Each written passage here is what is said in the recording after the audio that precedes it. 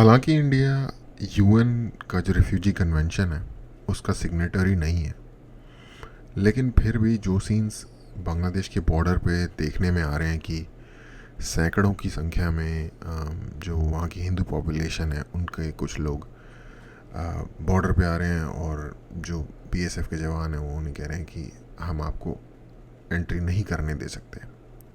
वो जवान अपनी जगह पे सही काम कर रहे हैं, वो अपनी ड्यूटी सही तरीके से जैसे उन्हें निभानी चाहिए वैसे निभा रहे हैं। लेकिन हमारी गवर्नमेंट को ये भी सोचना चाहिए कि जब वो लाखों की संख्या में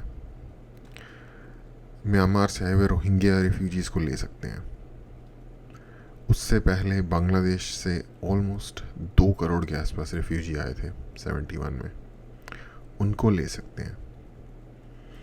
तो कुछ हज़ार या कुछ 100, शायद वो हज़ार की संख्या में भी नहीं थे, टोटल आई थिंक 500 या 600 लोग थे बेसिकली।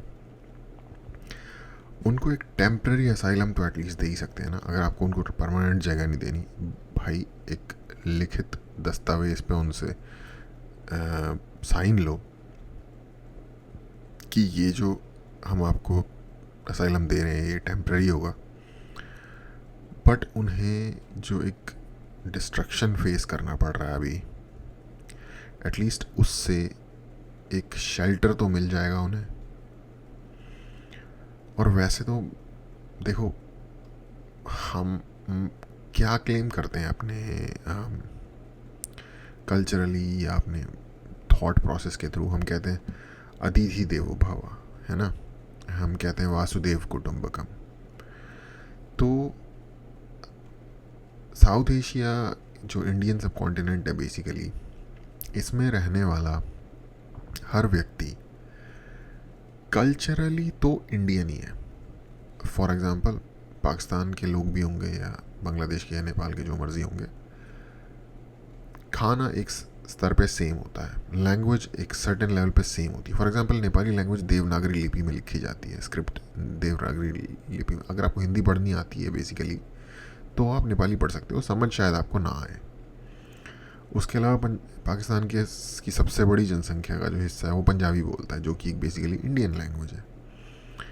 वो होता भी ऑफकोर्स इंडिया ही था एक टाइम पे।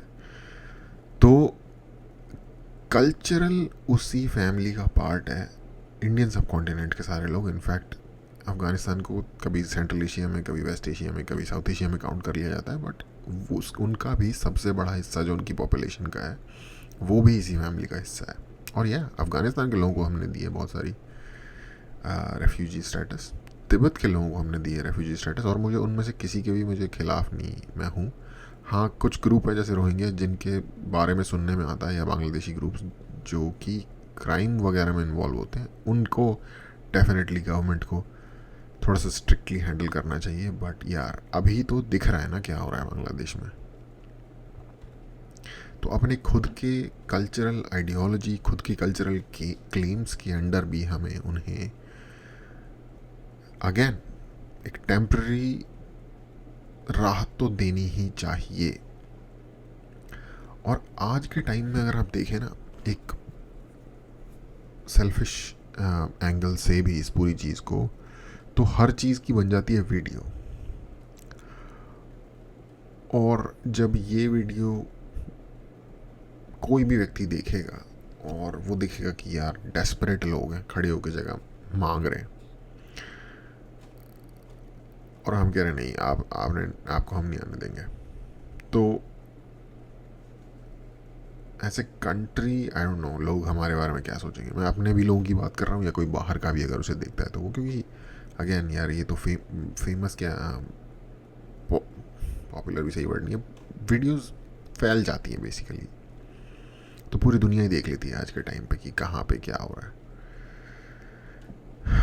तो आई डोंट नो सरकार को इतना टाइम क्यों लग रहा है इस पर डिसीजन लेने में, क्या, या फिर क्या उन्होंने यही डिसीजन लिया कि जो मरता हो मरे, जो होता हो वहाँ पे हम कुछ नहीं करने वाले, हमारे बॉर्डर के पास मत आना भाई।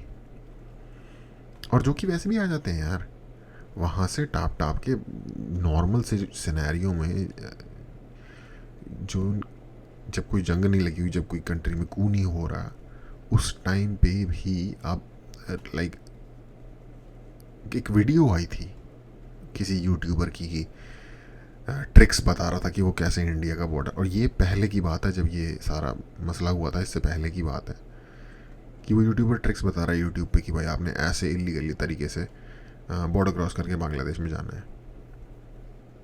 तो ये हो तो रहा है, रेगुलर टाइम में भी हो रहा है, पता नहीं कितने 100 लोग आते होंगे, क्या कुछ होता होगा। पर अभी तो जो लोग डेस्परेट है, कम से कम उनको सेफ हेवन तो दो, टेम्प्रेरी ही सही सेफ हेवन दो। उनसे लिखवा लो कि भाई जब वहाँ के हालात बेटर होंगे तो आप वापस चले जाना। और अगेन, मैं इसके वापस भेजने के भी पक्ष में नहीं हूँ। मैंने अपना सॉल्यूशन उस दिन बता दिया था कि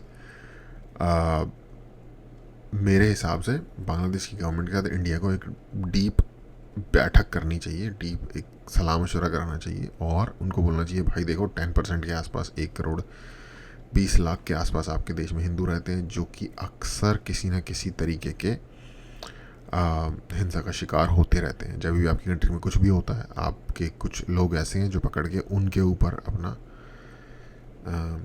जो भी ज़बर है वो ज़ोर ज़बरदस्ती दिखाने लग जाते हैं।